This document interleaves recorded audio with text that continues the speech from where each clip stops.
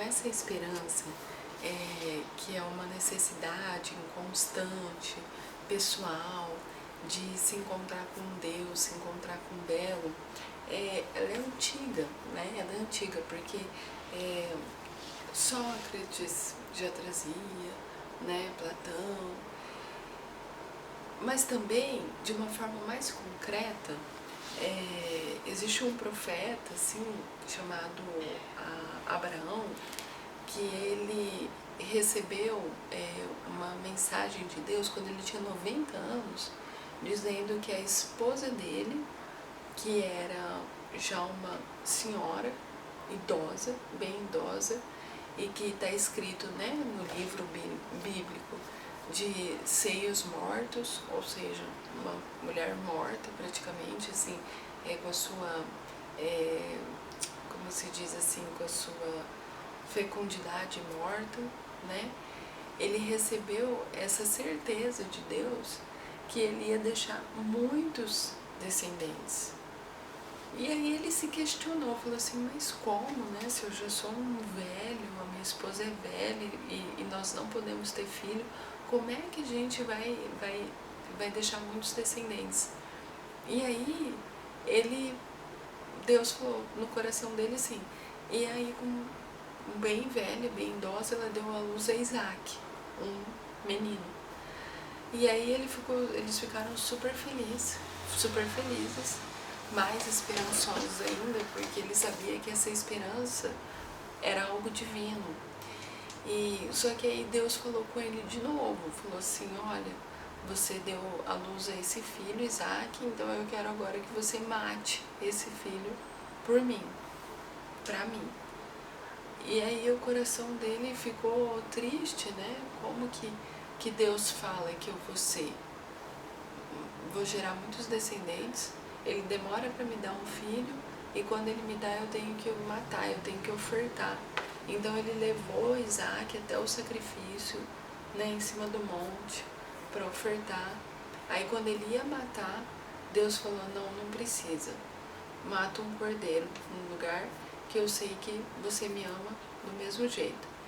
E aí, a partir da descendência de Isaac, né, que for uma descendência próspera e tudo mais. Mas no sentido assim, que aquele filho era a esperança daquele homem, era a esperança de Deus.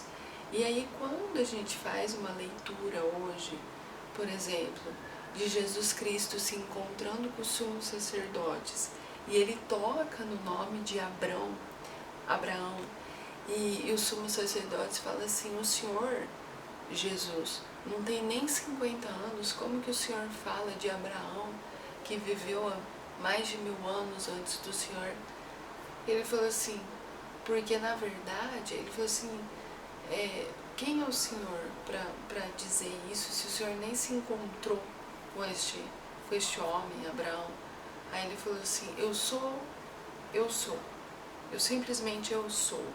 E assim ele está dizendo o seguinte, que ele é a esperança também. Como Deus mandou aquele filho para aquele homem, Deus agora manda o seu próprio filho para esta sociedade, mandou este próprio filho para esta sociedade, para que esta sociedade, no qual nós ainda vivemos, tivesse esperança, entendeu? Então eles estavam inseridos numa sociedade, eu não sei se é pior ou se é melhor que a nossa atual, mas eram pessoas que não tinham esperança, eram pessoas que simplesmente viam o fim do fim, entendeu? Não tinham um recomeço e não tinham uma esperança no encontro com Deus. Tinham apenas esses profetas que passaram, que falaram, que escreveram, e algumas pessoas acreditavam nesses profetas. Mas aí Deus trouxe o próprio Filho para que essas pessoas tivessem essa esperança. E esse Filho que também vai ser e foi sacrificado, né? De fato.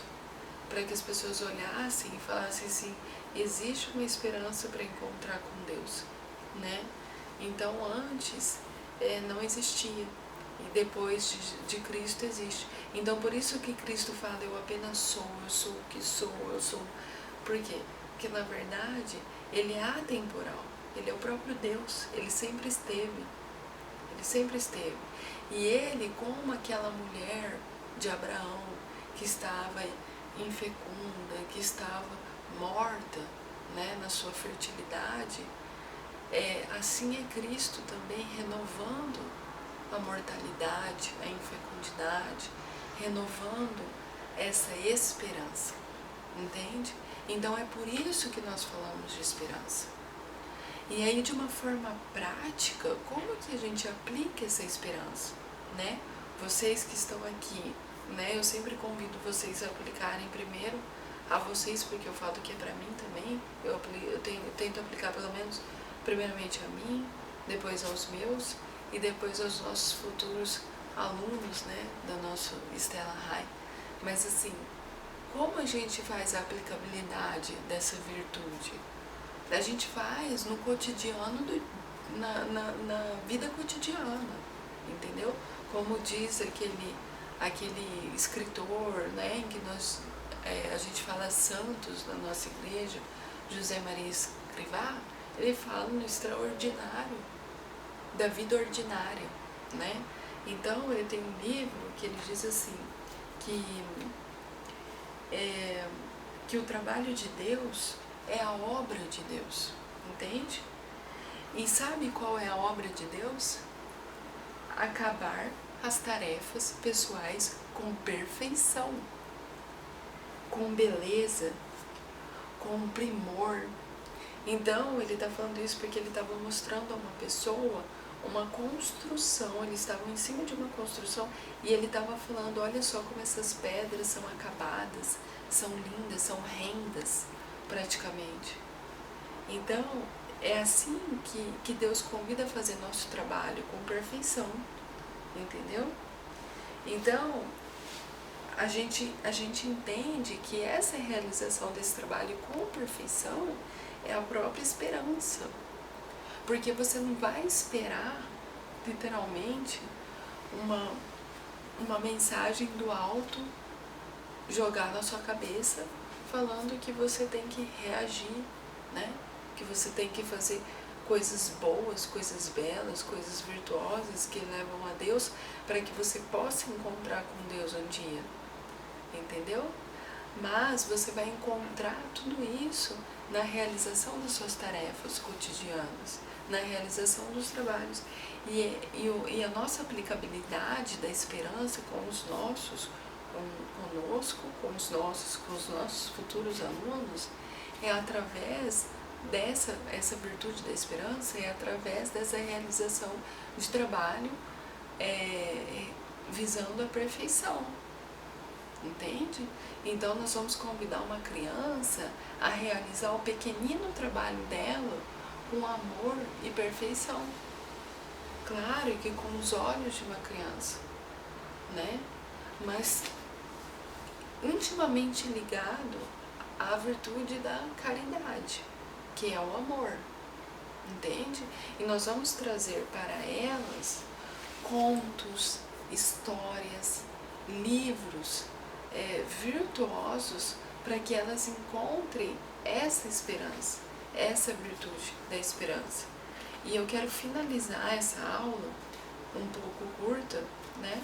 Mas digamos que bem intensa, com novamente um livro, um conto do livro das virtudes, tá? Eu já falei desse livro e se vocês acessarem o nosso Instagram lá no Stella High, ele está disponibilizado lá.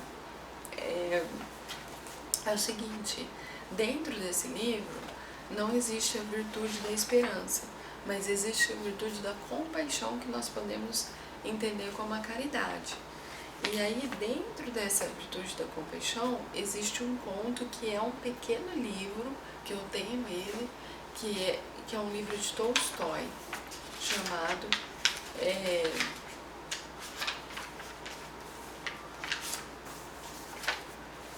Onde está Deus, está o amor, entende? E aí depois eu vou convidar vocês a ler esse conto.